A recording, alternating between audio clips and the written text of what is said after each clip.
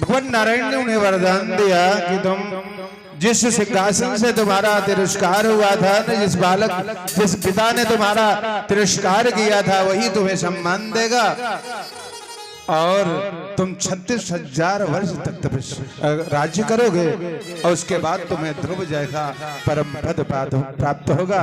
उसके बाद भगवान नारायण अंतर्ध्यान हो जाते हैं।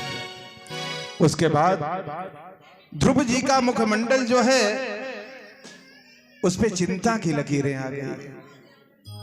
कहते कहीं न कहीं मेरे हृदय में उस अपमान की ज्वाला थी, उस राज्य को पाने की लालसा थी। अगर ऐसा चीज मेरे अंदर न होता तो आज मुझे परमात्मा मिल गया होता।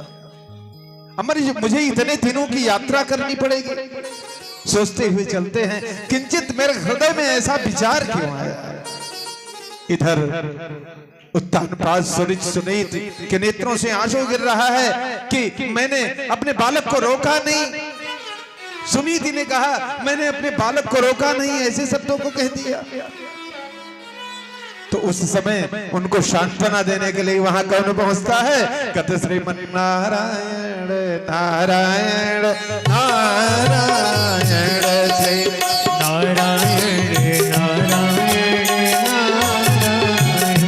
श्रीमन नारायण नारायण नारायण श्रीमन नारायण नारायण नारायण लक्ष्मी नारायण नारायण नारायण लक्ष्मी नारायण नारायण नारायण।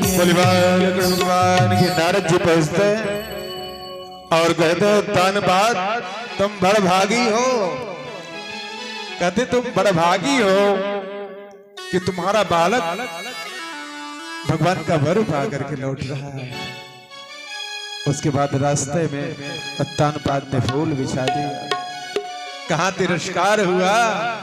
जा पर कृपा राम के होई, ता पर कृपा करें सब कोई। मेरे ठाकुर की कृपा हो गई ने, मेरे गोविंद की कृपा हो गई तो पिता की कृपा तो मिलेगी ही, माता की कृपा तो मिलेगी ही। कने जो विरोधी आपके होंगे वो भी स्वजन हो जाएंगे। बोली बालकृष्ण भगवान की। उसके बाद ध्रुव जी जब आते हैं तो अपने पांच में बांध करके उत्तानपाद जो है उनके कपोलों को बार बार चूमते हैं। कहते इसी के नाते मेरा बालक इस राज्य को छोड़ करके तपस्या करने के लिए चला गया था, इसलिए मैं सारे स्नेह को की बारिश इसी के ऊपर कर देना चाहता हूँ। बोली बालकृष्ण भगवान के। इसके बाद ध्रुव जी कुछ बड़े हुए, भ्रम से विवाह हुआ, कल्पवत्सन नाम के 2 पुत्र पैदा हुए। उनके अंदर राजा के सारे गुण थे। इसके बाद उत्तानपाद अपने दोनों पत्नियों के साथ प्रवृत्ति को छोड़ करके निवृत्ति की तरफ जाने लगे। और सुरुचि ने कहा कि ये तो तुम्हारा छोटा भाई उत्तम जो है इसकी देखभाल आप ही करो, आप ही इसके माता हो, आप ही इनके पिता हो। कुछ काल बीतता है, उत्तम शिकार खेलते खेलते गंधर्व लोग जाता है, वहां गंधर्व उसे मार डालते हैं। क्रोध आता है, कहते हैं ध्रुव जी वहां चढ़ाई करते हैं, युद्ध होने लगती है। गंधर्व जो है बहुत मायावी है। कथा को मैं विस्तार नहीं दे रहा हूं क्योंकि कल ही निवेदन किया गया था कि गुरुजी 6 बजे तक जो है, क्योंकि गृह कारण नाना झंझाला, गृह का कारण जो है तो इसलिए कथा को समेटते हुए अब मैं आपसे निवेदन करूं, कल मेरे ठाकुर के जन्म की कथा होगी। आज जो सुन रहे हो ना वो कहते हैं मीठे की कथा है, लेकिन कल से रसगुल्ले की कथा चालू हो जाएगी। जब थोड़ा सा दबाएंगे तो उसमें सीढ़ा निकलेगा मिठास।